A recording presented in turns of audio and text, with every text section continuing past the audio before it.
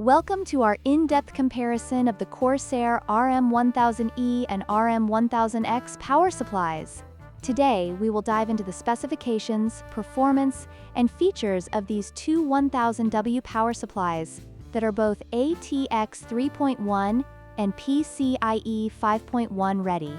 We'll explore their internal components, acoustic performance, and cable aesthetics to help you make an informed decision for your next PC build. Let's get started.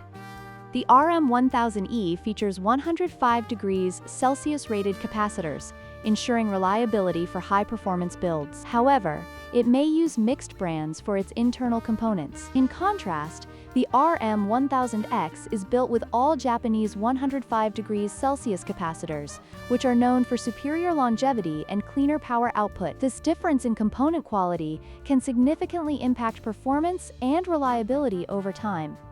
While the RM1000e operates quietly under typical loads thanks to its rifle-bearing fan, the RM1000x takes it a step further with its ultra-low noise design. The RM1000x features a high-quality fan that often operates in 0 RPM mode at low loads, making it an ideal choice for users prioritizing silent operation. This can be a crucial factor for gamers and PC builders who want a quiet environment.